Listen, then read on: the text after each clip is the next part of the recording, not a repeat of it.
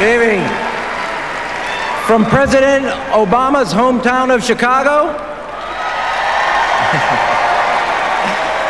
it's my honor to speak to you about the president I served.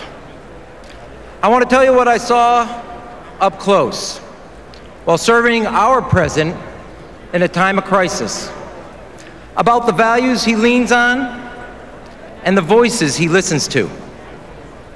When President Obama entered the White House, the economy was in a free fall. The auto industry on its back. The banks frozen up. More than 4 million Americans had already lost their jobs. And America's bravest, our men and women in uniform, were fighting for what soon would be the longest war in our history. You remember the uncertainty and the fear that seized our country. On that first day, I said, Mr. President, which crisis do you want to tackle first? He looked me in the eye with that look he usually reserved just for his chief of staff. Rahm, we were sent here to tackle all of them, not choose between them. There was no blueprint or how-to manual for fixing a global financial meltdown, an auto crisis, 2 wars, and a Great Recession all at the same time. Believe me, if it existed, I would have found it. Each crisis was so deep and so dangerous. Any one of them would have defined another presidency. We faced a once-in-a-generation moment in American history. And fortunately for all of us, we have a once-in-a-generation president.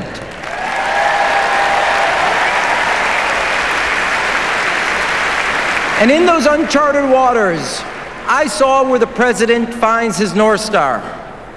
Every night, President Obama reads 10 letters from everyday Americans. When I met with the president at the end of each day, he made sure he had their letters to read at his residence. Letters from people just hoping for someone in power to understand their struggles. I can't tell you how many times, whether we were discussing the economy, healthcare, or energy prices, the president would walk to his desk, take out one of the letters, and read them to us and say, this is who we are fighting for. Parents working hard to save for their child's education. Middle-class Americans fighting tooth and nail to hold on to their jobs, their homes, or their life savings. It is their voices that President Obama brings to the Oval Office. It is their values I saw him fight for every day. In the first month in office, he fought for the American Recovery Act to cut taxes for the middle class, to put people to work building America's roads, rails, and runways.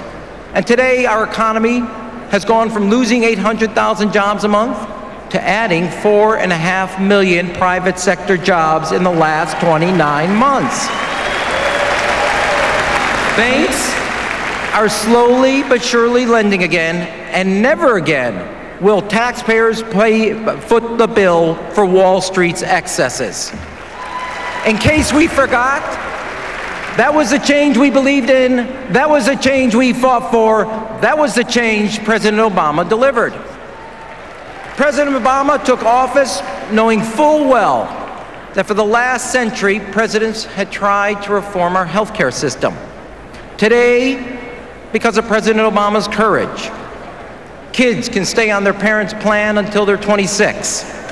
Insurers can't kick you off your policy because you have a pre-existing limit, because you've hit the pre-existing limit. They won't be able to deny you because you have a pre-existing condition. Because of President Obama's leadership, every American will have access to affordable, quality health care. That was the change we believed in. That was the change we fought for. That was the change President Obama delivered. I saw the president make the tough calls in the Situation Room. And today, our troops in Iraq have finally come home so America can do some nation building here at home. That was a change we believed in. That was a change we fought for. That was a change President Obama delivered. I remember when the president received the report that the auto industry had a few weeks before its collapse. We met in the Roosevelt Room late into the night. Some of the president's advisors said that in order to save General Motors, you had to let Chrysler go under. Others said it's like throwing good money after bad. Among all the experts, there were only guesses, and nobody put it at better than a 1 in 4 shot. Only the president suggested going all in to save the industry and the jobs. Rising above all the voices in Washington, President Obama listened to the voices that mattered to him most, the voices of the auto workers in the communities that depended on them, just like the voices of the steel workers and the communities on the south side of Chicago where he worked earlier in his career. To President Obama, they weren't just companies that needed a loan. They were communities that needed a leader to stand up for them. And because President Obama made the right choice, over 1 million Americans are still working today. The American auto industry is not just surviving, it's thriving.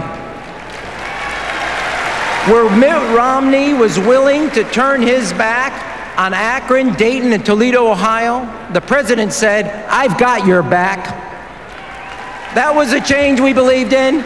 That was the change we fought for. That was the change President Obama delivered. And in those first few months, the president worked to put accountability into our children's schools with Race to the Top, so that every child has an education that measures up to their full potential. He was willing to demand change and embrace reform. The president never changed his views to suit the moment or the audience, and that is also a measure of leadership. Every challenge was different. Every choice was difficult, but every time, the leadership was steady. Now, the one thing I know with absolute certainty, having served 2 great presidents, is that in the next 4 years, an unforeseen crisis, challenge, or conflict is going to show up and seize this country. Whose leadership, whose judgment, whose values do you want in the White House when that crisis lands like a thud on the Oval Office desk? That's right, a person who said in 4 words, "Let Detroit go bankrupt," or a president who had another 4 words, "Not on my watch." A person who believes in giving tax cuts to the most fortunate, or a president who believes in making college affordable for all Americans. A person who wanted to keep Don't Ask, Don't Tell, or a president who believes that who you love should not keep you from serving the country you love. Believe me, having served 2 great presidents, when the fog of uncertainty that surrounds a crisis storms into the White House, and all the advisors and chiefs of staff have only guesses and hedges to offer the president, it will be the president's leadership that determines how we as a nation meet the challenges that face the middle class. It is the president's values that shape the future in which the middle class has hope. The person who takes the oath of office in the next 4 months will shape not just the next 4 years, but the next 40 years of this great nation. In these next 4 years, we need proven leadership, proven judgment, and proven values. America needs 4 more years of Barack Obama. Thank you, and God bless you.